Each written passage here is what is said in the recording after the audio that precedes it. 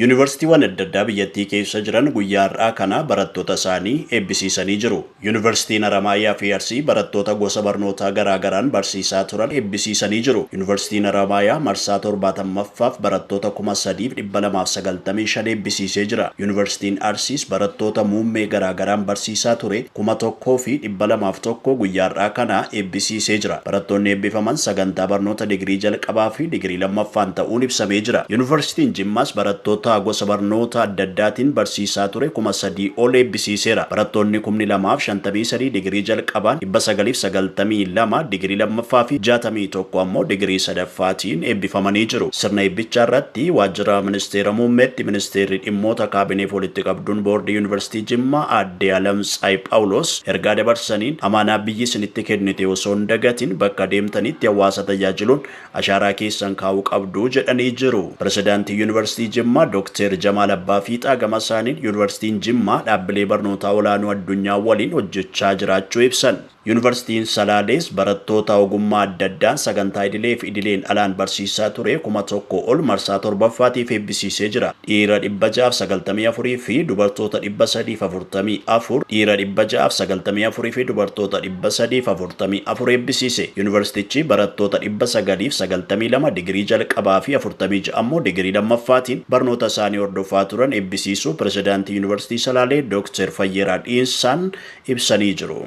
Yuunivarsiitiin saayinsii fi teekinooloojii Adaamaa barattoota muummeewwan garaa garaan barsiisaa ture 998 guyyaa har'aa kana eebbisiiseera. Sirna eebbichaa irratti ajajaa olaanaa humna qilleensaa Itoophiyaa Jeneraal Yilmaa Mardaasaa, ministeerri ministeera indaastirii obbo Milaakuu Allebbaal, ministeerri deetaan ministeera maallaqaa Dr. Iyyoob Takkaaleny, pirezidaantii Yuunivarsiitii saayinsii fi teekinooloojii Adaamaa Dr. Lammii Guutaa fi qondaaltonni olaanoo biroon argamanii jiru. Yuunivarsiitiin Dambidoollos barattoota muummee barnoota garaa garaan barsiisaa ture 2,000 ol eebbisiisee jira. Yuunivarsiitichi barattoota digirii jalqabaa fi lammaffaan barnoota isaanii hordofaa turan 2,123 guyyaa har'aa eebbisiiseera. Sirna eebbichaa irratti pirezidaantii Yuunivarsiitii Dambidolloo Dr. Taaddasaa Raggaasaa, ministeerri deetaa ministeera haqaa fi walitti qabaa boordii yuunivarsiitichaa obbo Balaahiun Yirgaa fi qondaaltonni olaanoo biroon argamanii jiru. Barattoota eebbifaman keessaa 82 qormaata ba'umsa yuunivarsiitii kan darban ta'uunis ibsamee jira. Yuunivarsiitiin Diillaa guyyaa har'aa kana barattoota 1,576 sadarkaa digirii jalqabaa digirii lammaffaaf dooktireetiitiin eebbisiisee jira. Yuunivarsiitiin Waraabee barattoota muummee barnoota garaa garaan barsiisaa ture 1,561 eebbisiisee jira. Barattoonni eebbifaman kunneen 90 qormaata ba'umsa yuunivarsiitii kan darban ta'uu dubbatanii jiru. Kana malees Makana Yesuus seminaariin guyyaa har'aa kana barattoota ogummaa adda addaatiin barsiisaa ture 500 caalan eebbisiisee jira. Sirna eebba kanarrattis pirezidaantiin waldaa Makana Yesuus Itoophiyaa lubni Dr. Yoonaas Higgazuu dabalatee keessummoonni adda addaa irratti argamanii jiru. Yuunivarsiitiin Madda Walaabuus barattoota muummeewwan barnoota adda addaatiin barsiisaa ture 2,000 ol guyyaa har'aa kana eebbisiisuun ibsamee jira. Yuunivarsiitiin Bulee Horaa barattoota 1,232 eebbisiisee jira. Eebbifamtoonni qormaata ba'umsaa kan darban yoo ta'u digirii tokkoffaan 863, digirii lammaffaan 356, digirii sadaffaan hayyoota 13 walumaa galatti barattoota 1,232 eebbisiisee jira. Yuunivarsiitiin Dirree Dawaas barattoota muummeewwan barnoota adda addaatiin barsiisaa ture 596 guyyaa har'aa kana eebbisiisee jira. Yuunivarsiitiin saayinsii fi teekinooloojii Finfinnee barattoota gulantaa garaa garaan barsiisaa ture 1,203 eebbisiisee jira. Yuunivarsiitiin Amboo barattoota gosa barnoota garaa garaan barsiisaa ture 900 ol eebbise. Yuunivarsiitichi digirii jalqabaan barattoota 537, digirii lammaffaan barattoota 418 fi digirii sadaffaan barattoota 2 waliigala barattoota 969 eebbisiise. Yuunivarsiitiin Odaa Bultuum barattoota gosa barnoota garaa garaan barsiisaa ture 1,447 eebbisiisee jira. Barattoonni guyyaa irraa eebbifamtan baga gammaddan bara milkii isiniif haa ta'u. Iraan erga Israa'el leellaa bantee as lammiilee ishee 430 ajjeefamuu himte. Erga Israa'el fi Iraan gidduutti walitti bu'iinsi eegalee waxabajjii 13 2025 eegalee yoo xiqqaate namoonni 430 Iraan jala ajjeefamuu maddi oduu biyyattii Naur jedhamu gabaasee jira. Kanneen du'aniin alatti namoonni 3,500 ammoo madaa'uu ministeera fayyaa Iraan wabeeffachuudhaan maddi oduu kun gabaasee jira. Dilbata darbee namoonni 224 du'uu ministeerri fayyaa Iraan beeksisee ture. Ergasii mootummaan Iraan lakkoofsa namoota du'anii fi miidhamanii guyyootaaf osoo hin ibsin ture. Gama Israa'eliin lakkoofsi namoota du'anii hagammaa 25 ta'uun ibsamee jira. Qondaalli Iraan waldhabdichatti hirmaachuun Ameerikaa baay'ee balaa qaba jechuudhaan akeekkachiisaniiru. Ministeerri dhimma alaa Iraan waldhabdee ammaan tana Israa'elii fi Iraan gidduutti deemaa jiru keessatti hirmaachuun Ameerikaa baay'ee balaa qaba jechuudhaan akeekkachiisan. Ministeerri dhimma alaa Iraan Abbaa Ragaachii biyyi isaanii osoo uummanni keenya haleellaa boombii jala jiru US waliin marii keessa galuu hin dandeessu jechuudhaan gaazexeessotaaf himan. Itti dabaluunis US guyyaa tokkorraa eegalee weerara kana keessatti hirmaattee jirti jedha. Haa ta'u malee himannaa kanaaf ragaa hin dhiyeessine. Pirezidaantiin Faransaay Emmanuel Macron Iraan gonkumaa meeshaa niwukilaaraa qabachuu hin qabdu jedhu. Erga pirezidaantii Iraan waliin bilbilaan dubbataniin booda Macron kan gita isaanii Iraan Pezeshkian irraa bilbilli erga isaanii fi bilbilameen booda odeeffannoon kun ba'e. Macron pirezidaantichi sagantaa niwukilaaraa falmisiisaa ta'e sana irratti humnoota Awurooppaa fi Iraan gidduutti marii saffisiisuu fi waliigaluu isaanii ibsanii jiru. Pirezidaantiin Turkiyyee Recep Tayyip Erdogan ammoo Israa'el gufuu nagaa baha giddu galeessaatii jedhan. Haleellaan Israa'el Iraan irratti geggeessite mariin dhimma niwukilaaraa ilaalchisee Iraanii fi USA gochaa jiran akka fashalaa'uuf ta'u pirezidaantiin Turkiyyee Recep Tayyip Erdogan himanii jiru. Israa'el Iraan irratti haleellaa kan geggeessite USA fi Iraan dhimma sagantaa gabbisa niwukilaaraa Iraan irratti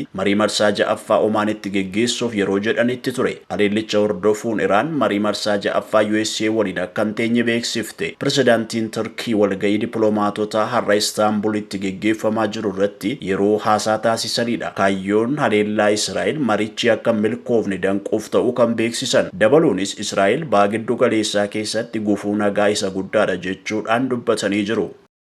Ministeerri muummee Fudurii Dr. Abiy Ahimad ogeeyyii fayyaa waliin mari'atanii jiru. Dr. Abiy Ahimad marii tibbana kutaalee hawaasaa garaagaraa waliin geggeessaa jiran itti fufuudhaan har'as ogeeyyii fayyaa waliin akka mari'atan gama miidiyaa hawaasummaa isaanii himanii jiru. Carraalee fi tarkaanfiiwwan gaggaarii akkasumas hanqinaalee fi gufuulee jiran irrattis bal'inaan mari'atanii jiru. Gadaa Tuulamaatiin caffeetumaatti sagantaan seera dhangalaasuu halkan shaniif walittaansuun raawwataa ture xumurame. Hayyoonni gadaa warra gogeessa gadaa muudamaa yookaan michilleef seera waggoota 8 itti aanu ittiin bulchan tumanii jiru. Seerri tumame yookaas immoo seerri dhangalaafame kunis tokkoon tokkoon ardaajilaa ilmaan Tuulamaatti hawaasaaf lallabamuudhaan yaadni itti kennamaa jedhamee jira. Seera tumame kanarratti wanti itti dabalamee waan irraa irratu sirrisuudhaan bara dhufu handoodee dhakaa koraatti ragga'a jedhamee jira. Sana booda sirni wal harkaa fuudhiinsaa alangee yookaas aangoo gadoomaa akka raawwatamus himamee jira. Raashiyaan sababa lakkoofsi daa'imman dhalachaa jiranii gadi bu'eef waaree booda sa'aatii 10tii haga halkan sa'aatii 2tti ibsaadhaaf intarneetii balleessuudhaaf akka jirtu ibsame. Yeroo dhiyoos lakkoofsi daa'imman Raashiyaa keessatti dhalachaa jiranii gadi bu'aa waan jiruuf biyyattiin seeksi ministeerii yookaas immoo ministeera dhimma walqunnamtii saalaa irratti hojjetu hundeessuuf akka jirtu ibsame. Tarkaanfiin kun kan fudhatame Raashiyaa keessatti bara 1999tii haga bara 2024tti sadarkaa dhalootaa isa gadaanaa erga galmeessitee boodadha. Walumaa galatti bara 2024 ji'oota ja'an jalqabaa Raashiyaa keessatti daa'imman 599,600 kan dhalatan yoo ta'u kunis kan bara 2023 yeroo wal fakkaataatti galmaa'in wal bira qabame yoo ilaalamu gara 16,000 gadi bu'ee jira. Pirezidaanti Vladimir Puutiniif amanamtuu fi dura teessoo koree paarlaamaa Raashiyaa kan eegumsa maatii fi da'umsaa kan taate Niina Ostaaniina propoozaala seeksii ministeerii gaafatu ilaalaa akka jirtu gabaasaalee mul'isanii jiru. Qondaaltonni biyyattii waamicha Puutiin gadi bu'iinsa dimoogiraafii dhaabuuf dhiyeessan guutuu fi yaadota kumaatamaan lakkaa'aman ilaalaa jiru. Walwaraansa Raashiyaa fi Yuukireen gidduutti itti fufee jiruunis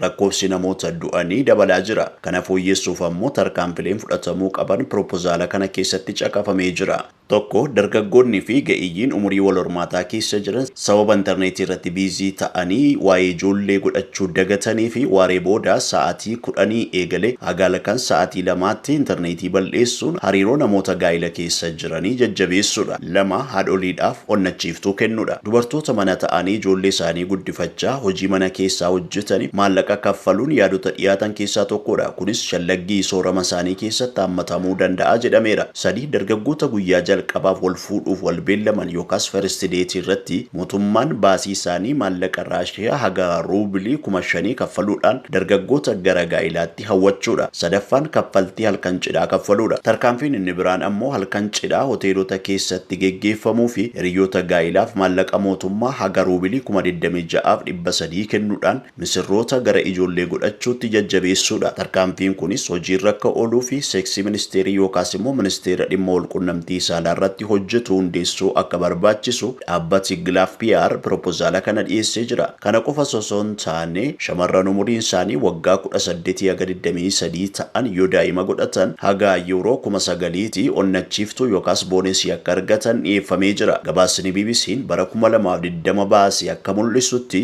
biyyoonni Awurooppaa hedduun saffisa daa'imman dhalatanii hir'achaa dhufee yaaddootti jiru. Biyyaan gaarii lakkoofsa daa'imman dhalatanii dabaluudhaaf hiriyoota gaa'ilaatiif wal'aansa dhalaa bilisaan akkasumas haadholii ijoollee sadiif isaa ol qabanii fi haalatti gibirarraa bilisa ta'uu danda'an karoorfachuu beeksiftee turte. Raashiyaa keessatti durumayyuu haadholiin ijoollee 4 qaban baasiin gibiraa tokko irraa hir'ifamanii jiru. Raashiyaatti dhibbentaan dhalaa 1.48dha. Giddugaleessaan gamtaa Awurooppaa dubartii tokkoof dhibbentaan dhalaa 1.59 yoo ta'u, Ispeen, Xaaliyaanii, Giriikii fi Maltaa dabalatee kutaaleen biyya hedduun rakkoofsa dhalaa Raashiyaan qabdurraa baay'ee gadi bu'anii jiru. Bara 2017 irraa eegalee saffisni da'umsaa gadi bu'uu jalqabee jira. Maatiin ijoollee jalqabaallee da'uu dhiisan. Kunis sababa rakkoo faayinaansiitiin akka ta'es gabaasni kun ifoomsee jira. India Times, BBC fi Free Press Journal wabeeffadheen jira.